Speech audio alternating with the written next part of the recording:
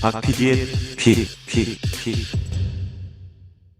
게임사들이 1분기에 부진한 성적표를 받았더라고요. 그런데 유독 넥슨만 한박 웃음을 짓고 있습니다. 와, 아니 이렇게 되면 3N이 깨지는 건가요? 깨질 것 같아요. 이 3N 플러스 요즘은 2K로 대변이 되는데 크래프톤과 카카오 게임즈, 그러니까 5강 체제였는데 이제는 1강으로 변화되지 않을까 싶습니다. 그렇군요. 아니 넥슨의 실적 얼마나 좋길래 이런 얘기까지 나올까요? 네, 일단 3N 2K 5강의 1분기 합산 영업이익이 8,964억입니다. 지난해 1분기 9,855억에서 9%가 빠졌어요. 그런데 넥슨을 제외하고 모든 게임사의 영업이익이 감소했습니다. 넷마블 같은 경우 작년 1분기에 마이너스 119억이었는데 올해는 마이너스 201억이에요. 크래프톤은 작년 1분기 영업이익 3,119억, 올해는 2,830억, 카카오 게임즈도 421억에서 113억, 다 줄었죠? 그런데 이건 약과라면서요. NC가 낙폭이 꽤 컸더라고요. 작년 1분기 2,442억에서 올해 816억을 찍었어요.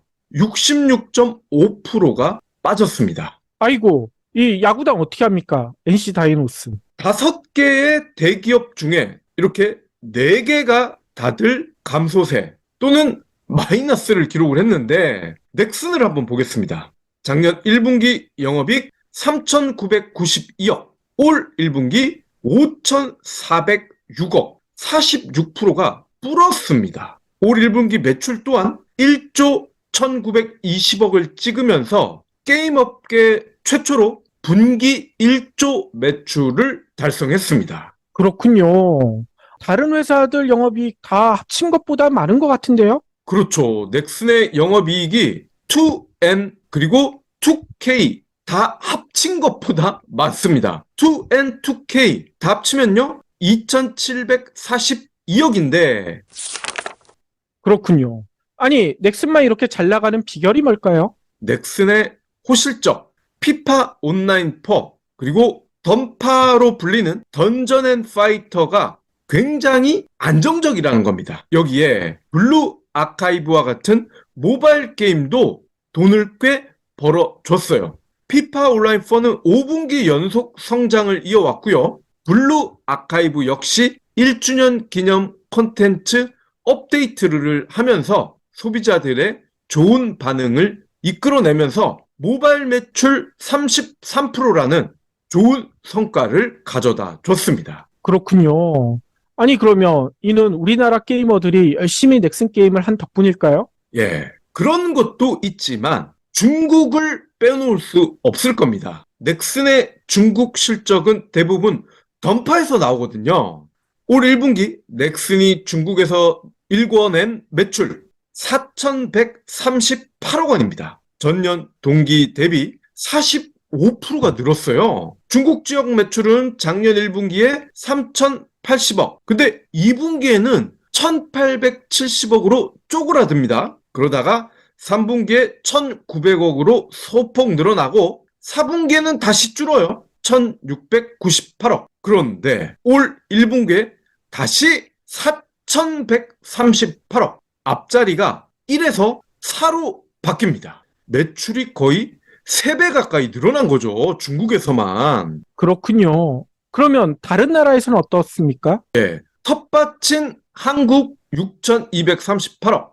일본도 미미하긴 하지만 347억. 전년 동기 대비 36%, 29% 불어났다는 겁니다. 중국 매출 없이는 분기 매출 1조 원 못 넘었다는 계산이 나오는 거죠. 그러면 중국 던파가 왜 3배 가까이 늘었을까? 중국 대표적인 명절이 춘절 아니겠습니까? 근데 넥슨에서 춘절에 딱 맞춰서 춘절 업데이트를 했다는 겁니다. 그래서 1분기에 중국 매출이 급증을 했는데 이렇게 현지화를 꼼꼼히 살피는 거, 이런 것도 넥슨의 강점인 것 같아요. 업계에서는 던파 말고 던파 모바일이 또 한 번 사고를 칠 것이다. 이렇게 내다보고 있습니다. 현재 던파 모바일의 중국 파노, 이 파노는 해외 게임 서비스 허가권을 뜻하는 말인데 이미 확보를 했다는 거예요. 또 작년 3월 국내에서 먼저 출시된 던파 모바일이 작년 게임 대상을 수상을 하면서 흥행 가능성을 인정을 받았단 말이죠. 던파에 이어서 던파 모바일도 중국에서 성공하지 않을까라는 게 업계의 시각입니다. 그렇군요. 아니, 그런데 게임 업계를 넘어 IT 업계를 통틀어도 넥슨만큼 실적을 올리는데 이제는 드물어지지 않았나라는 생각도 들어요. 맞습니다. 그게 중요하다는 거예요. 애청자 여러분들은 삼성전자를 빼고 우리나라 최대 IT 기업 어디라고 보시나요? 주말에 등산하셨다고요? 주말에 지역 축제 다녀오셨다고요? 니곽스 베이스워시로 세탁하셔야죠. 면이 아닌 화학섬유는 전용 세제로 빨아야 오염물질이 제대로 제거됩니다. 일반 세제로 세탁하면 잔여 오염물이 남아서 옷장에서 냄새가 날 수 있어요. 평일에도 속옷은 물론 아이들 교복, 체육복이 세탁 바구니에 쌓인다고요? 이런 옷들도 대부분 화학섬유로 만들어졌습니다. 지금은 니곽스 베이스워시 할 시간입니다. 베이스워시는 네이버에서 경불진모를 검색하시면 구매하실 수 있습니다.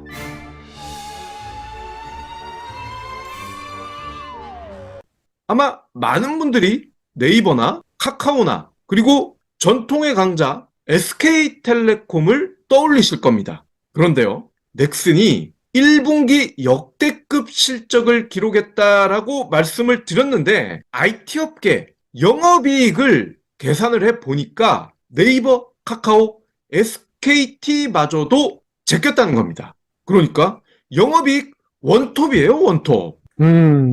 굴지의 통신 대기업 SKT마저도 넥슨에 못 미쳤다는 겁니다. SKT 1분기 영업이익이요 4,948억입니다. KT와 U+도 4,861억, 2,602억을 기록했어요.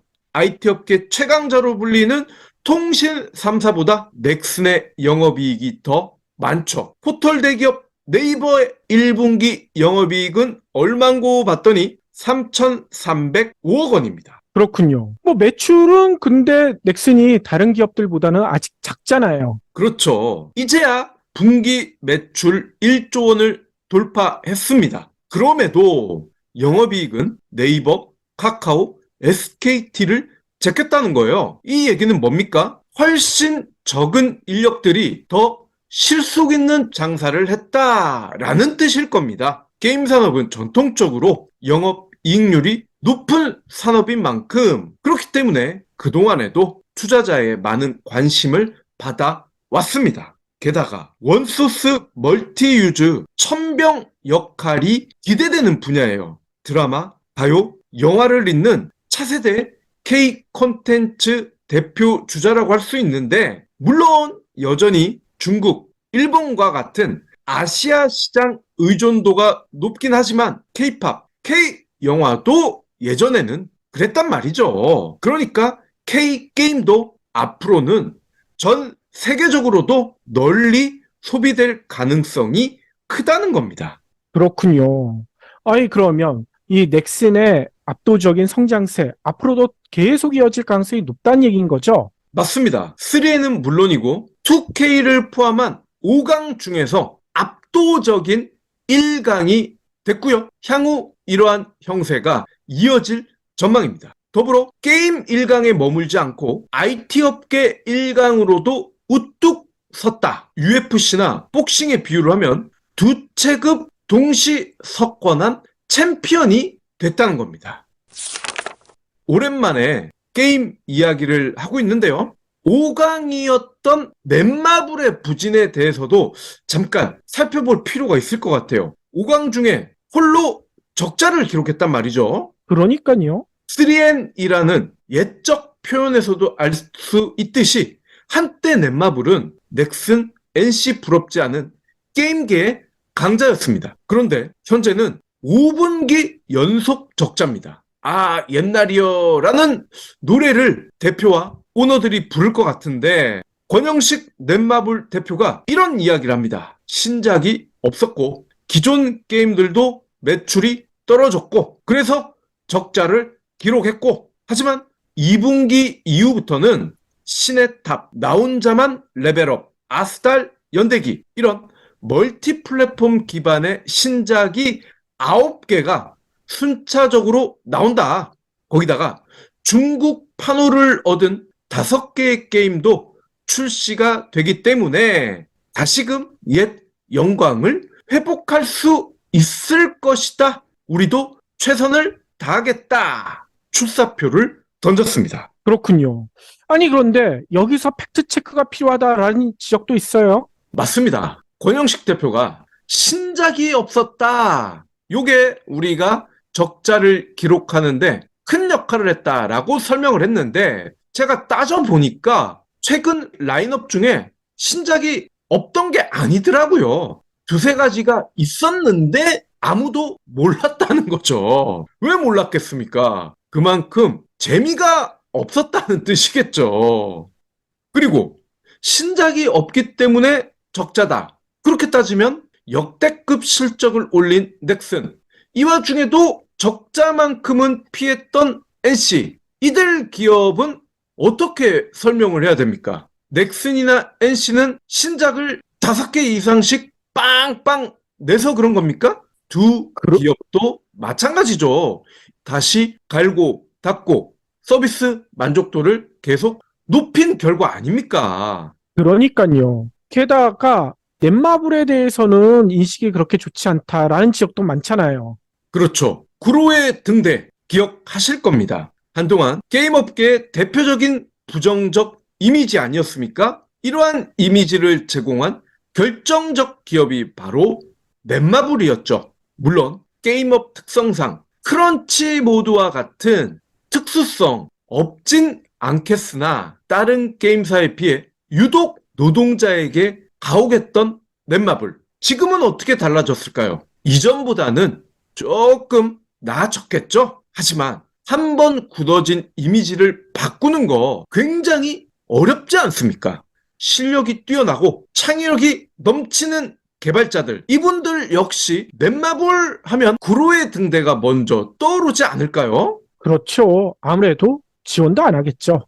그럼 넥슨은 한가하게 일해도 되냐? 라고 묻는 분들도 계실 것 같은데 그간 물론 개인적인 데이터긴 하지만 제가 만나봤던 넥슨의 노동자들을 보면요. 휴가나 연월차나 휴직, 보직 변경 이런 것들이 꽤 자주 이루어졌습니다. 물론 업무의 강도 셉니다. 하지만 일을 할 땐 하고 출퇴근 시간은 지켜주자라는 게 넥슨 경영자들의 철학이었단 말이죠. 넷마블은 그럼 어떠냐? 제가 개인적으로 접촉했던 넷마블 직원들, 이분들 휴가나 연월차나 휴직이나 보직 변경 자유를 얻느냐라고 물어보신다면요. 이분들은 이미 퇴사한 지 오래됐다라는 답변밖에 드릴 수가 없습니다.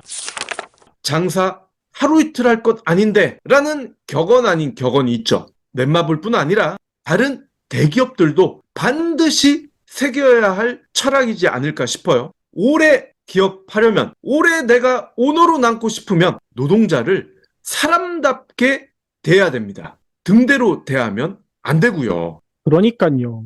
게다가 많은 내과학자들이 이렇게 지적하잖아요. 창의력은 휴식과 여가에서 나온다. 이 등대포를 오래 킨다고 창의력 절대 나오지 않습니다. 정불진 완주해주셔서 감사합니다.